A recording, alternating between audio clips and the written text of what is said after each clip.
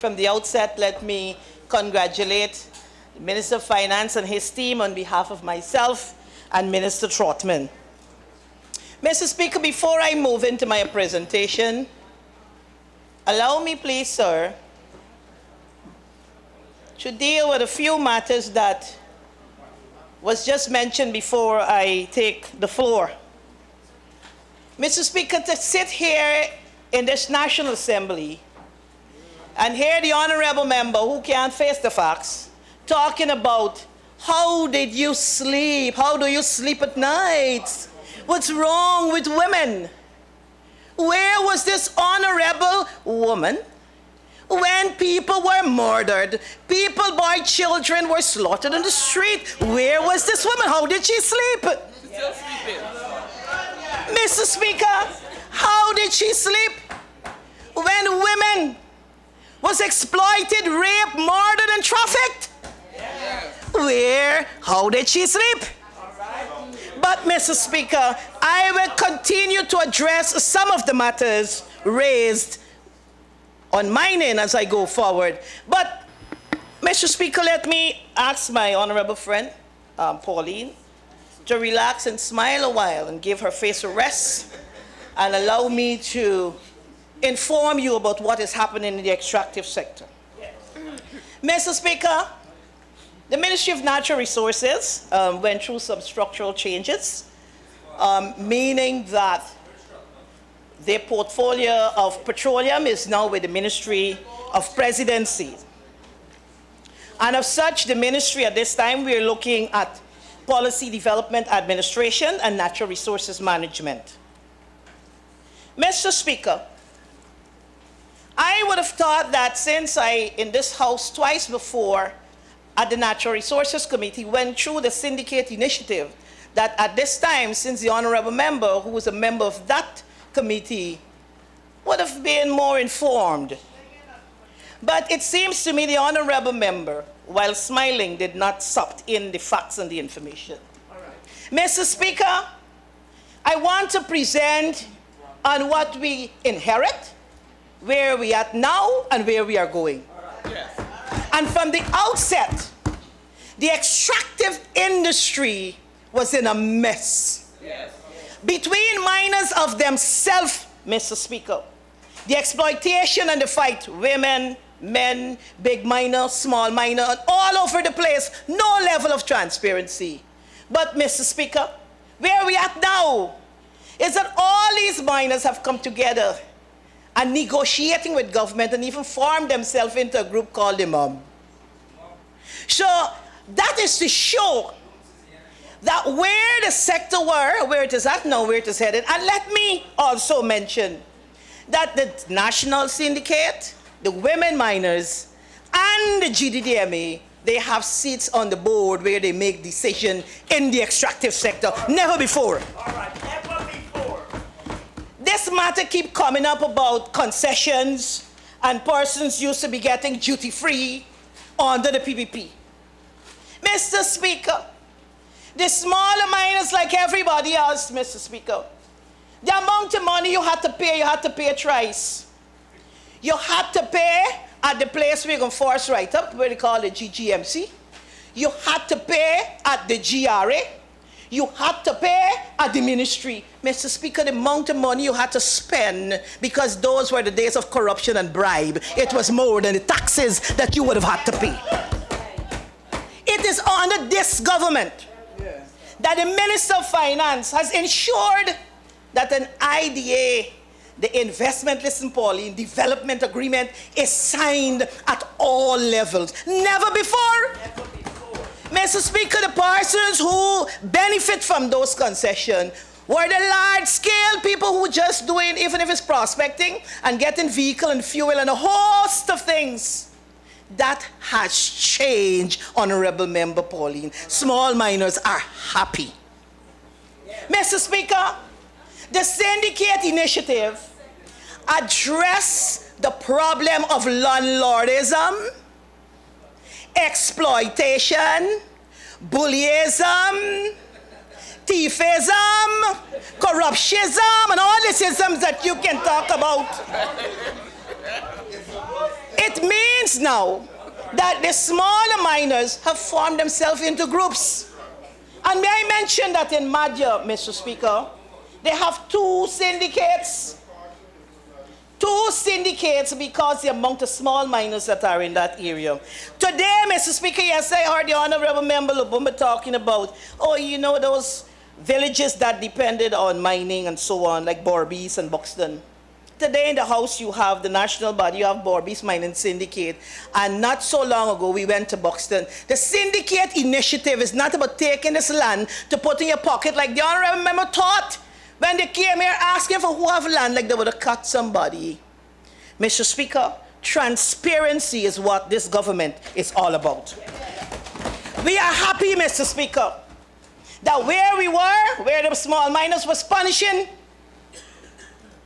today they have a voice. They are mobilized. The government is working with them. We will continue to work with them. They've benefited from every single thing in the sector. Transparency is what you call that, Honorable Member Pauline. Mr. Speaker, we would have recognized that our regulations and acts, they do have some loopholes. And as such, in the new year, the ministry is looking at a full review of all these acts, the mining regulation, the Gold Board Act. We're looking at forestry.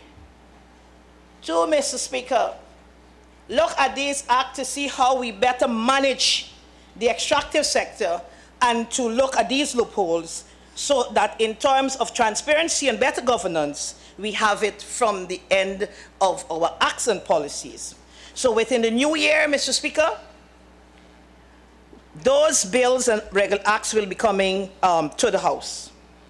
Mr. Speaker, it seems to me corruption become a song. You see, the people who know about the corruption, well, the only thing they could talk about corruption and corruption. Yes. But, Mr. Speaker, it is under this government that the Ministry of Natural Resources and this Guyana, this government I'm saying, we become a candidate, Mr. Speaker, to the Extractive Industry Transparency Initiative. Yeah.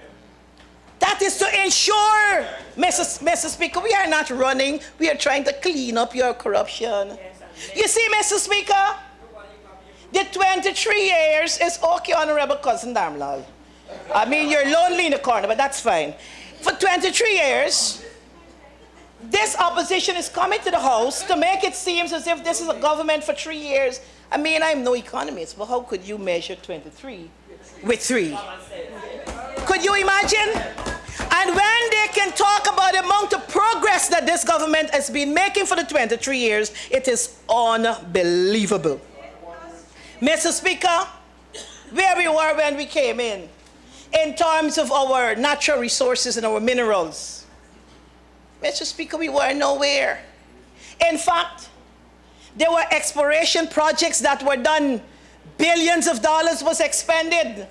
But you know what? When we took office, the information was missing.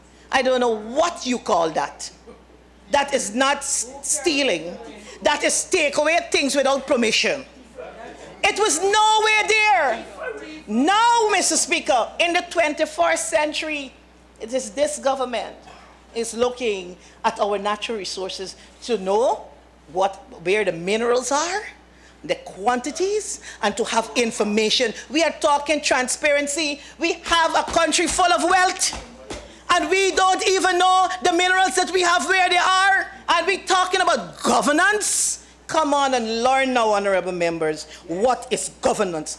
This government, Mr. Speaker, by the time 2020, we'll be able to say to the world where our minerals are. And the minerals I'm talking about, honorable member Darumla, you don't know, it's not only gold and diamond. It's all other rare earths that we have so many, more than 40 odd rare earths. And this House, Mr. Speaker, and this should be encouraging to all of us, since the development of Guyana should be top on our agenda. Mr. Speaker, the Ministry of Natural Resources have gotten the blessings from the Cabinet and looking at restructuring the Commission. We have recognized that the service and the time in which we are providing service and the areas and the level of management needs to be strengthened. And as such, the Cabinet has given its blessings. The ads was out in the press for a consultant. Those are now in and will be looked at. So in the new year, you can look forward to the commission being restructured, and where we'll be able to provide a type of service and a type of governance in the extractive sector. Mr. Speaker, under the environment, Mr. Speaker, while we'll be looking at the phasing out of mercury, it is not a big stick approach like you hear about shortly. But the government, through the Ministry of Natural Resources and GGMC, will be working with miners at all levels to look at the alternative for mercury, how we do it, the level of training, and to give support, Mr. Speaker, to the smaller miners so that they will be able to access the type of equipment. Mr. Speaker, on that note, we are looking at the environment. How do we reclaim and fill these pits all over this country when we took office, Mr. Speaker? It's big open pits all over, from bauxite to mine, all over the place. Sand, loom, quarry, all over the place.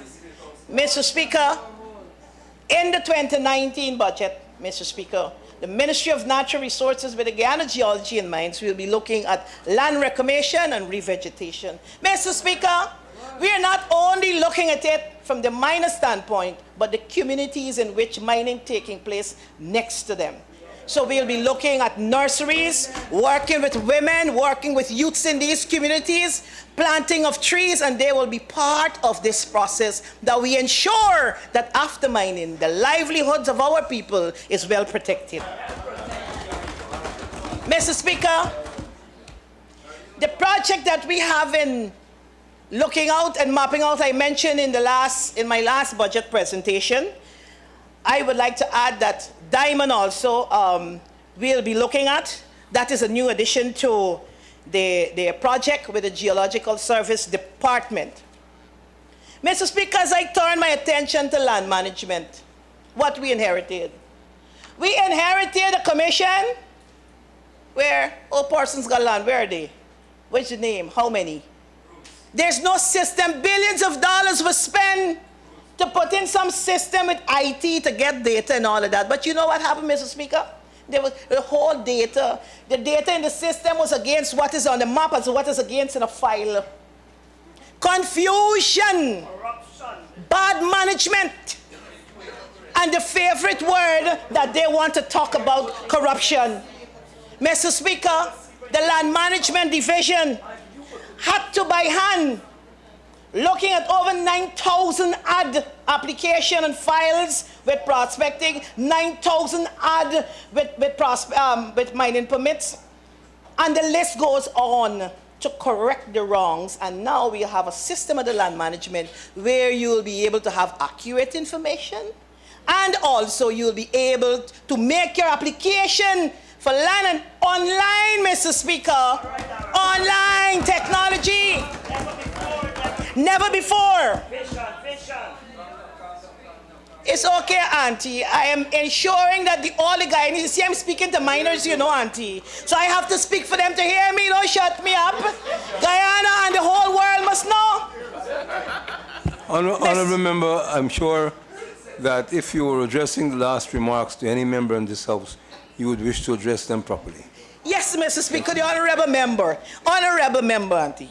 Mr. Speaker, so at the Land Management Division, Mr. Speaker, there is major improvements there, and in 2019, we are looking at the time in which one make an application as against the time that they get their results and the finding of that application. So improved service of the land management is one of the areas that Guyana can look forward to also in the 2019.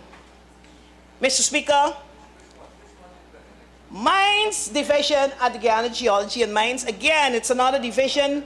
When we took office, Mr. Speaker, persons who got claims since 1980, 1990, Mr. Speaker, today's date, they don't know if it is valid or not. And in most cases, it is only when the persons go on the property, bore some gold, an investigation comes out, and then they know that this property don't belongs to me. Mr. Speaker, since in the 1960s, and persons would have been paying. Mr. Speaker, I'm pleased to announce that within the 2018, the Mines Division has put in place a data. It was tested, and of 2019, the information and the processing of license, ensuring that you have GPS coordinates and all of that, is something that we'll be looking, the focus is on. Mr. Speaker, the whole idea, as a nation, as a commission, we should be able to speak to land ownership in the extractive industry. Mr. Speaker, we heard a lot about roads, and indeed, the Honorable Minister of Finance mentioned in his presentation that the difficulties that miners face in terms of our target not being met. I will also like to add that the situation of the Guyana Geology and Mines Commission, where the Gold Board, and again, what we have inherited. We have this little compound, the Gold Board, the GGMC, the labs, everything in one. That was like a ticking bomb. But, Mr. Speaker, that hurdle, we just passed that hurdle, and that is one of the reasons. But in the 2019, $1 billion is set aside to look at roads in the extractive industry. We will also be looking at new roads. The Matthews Bridge, Port Kaituma to Barmito, Bokal to Waini River, Big Hope, Tapir, Aranco, Angoy, starting from the Bokal to Tapir. In Region 7, new roads linking Puruni to the Cuyuni River, road to Isano from Troy Resources, Kanaruk. We are looking at the pontoon crossing at Bortakari, Madja, Eagle Mountain, Kanaruk. You name them, Mr. Speaker. We also be looking at the road from Letem to Monkey Mountain. So, Mr. Speaker, for example, places like Blackwater, Mr. Speaker.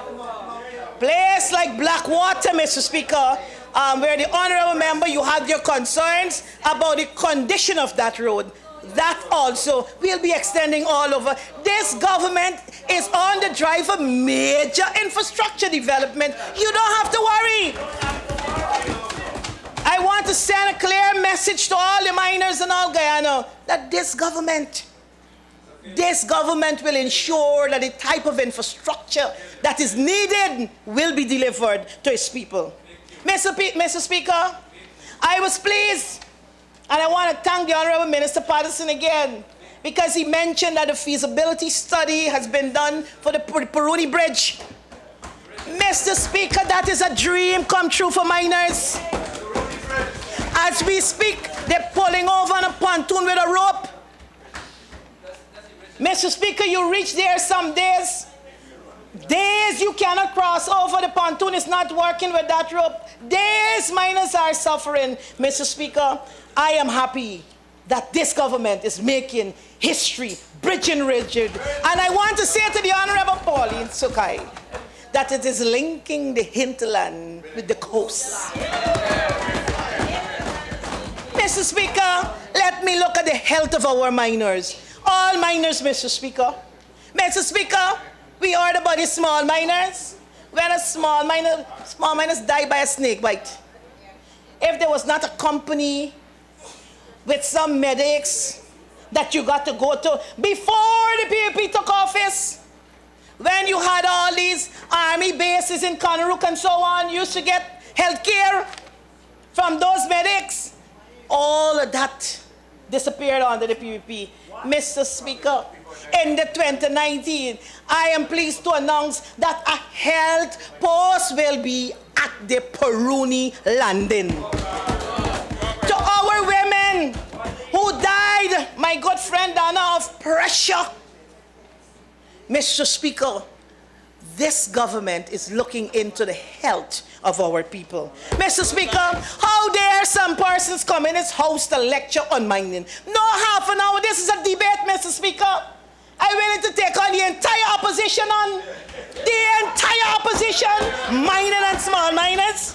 Mr. Speaker, a half an hour would not permit me. Let me divert to the compliance division, Mr. Speaker.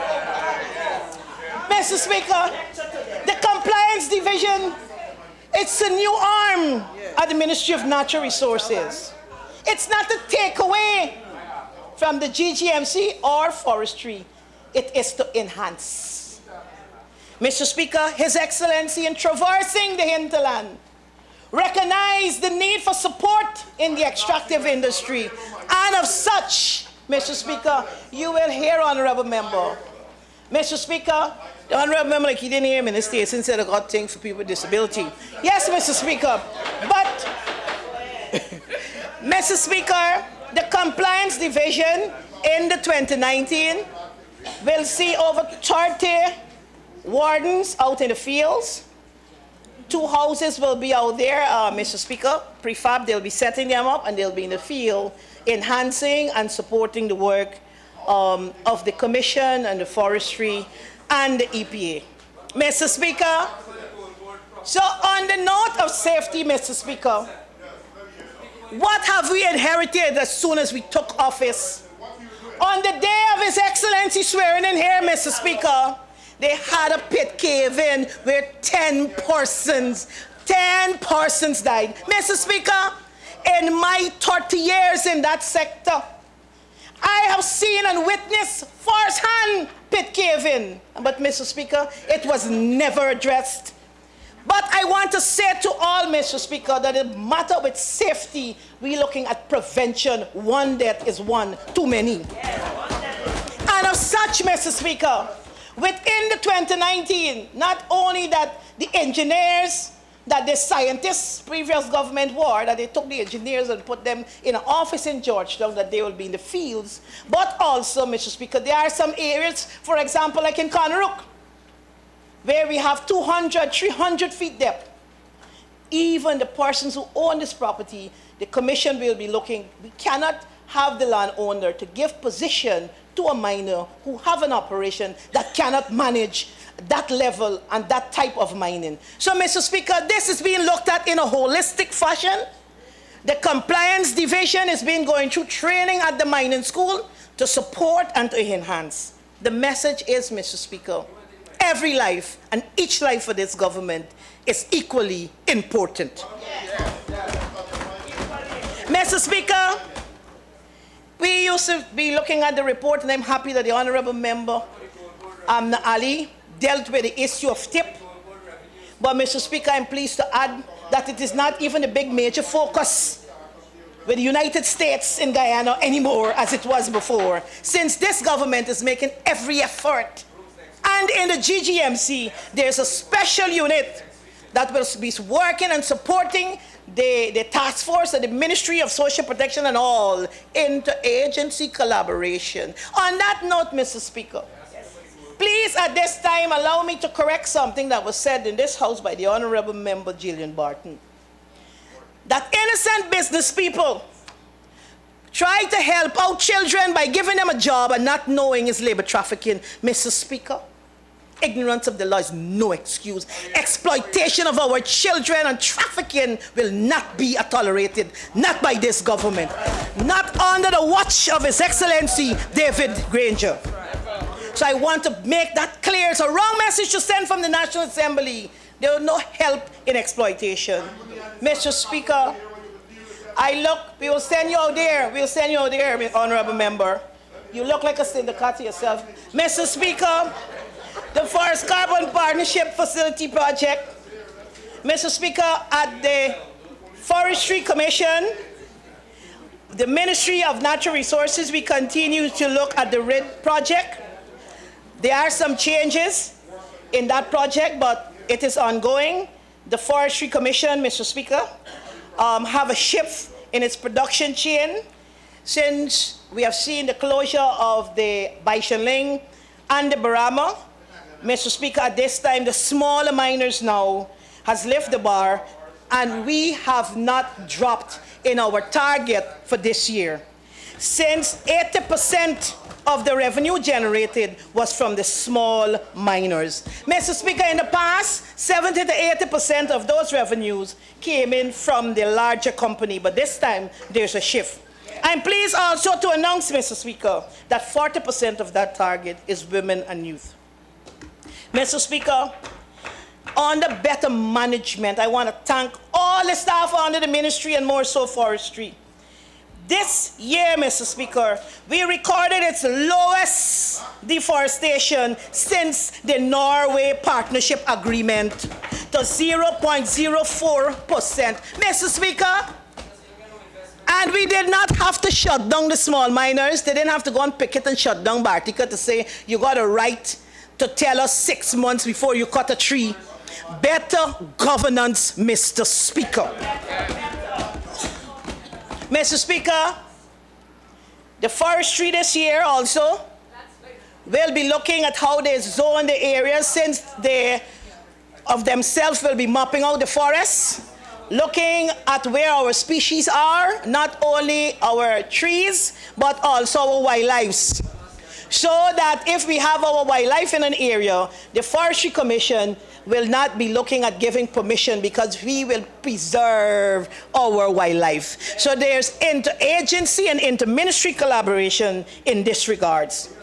Also, Mr. Speaker, the Forestry Commission will be looking at community development. So in community where forest is taking place, forestries have their stations, to have persons in those areas benefit from these small associations.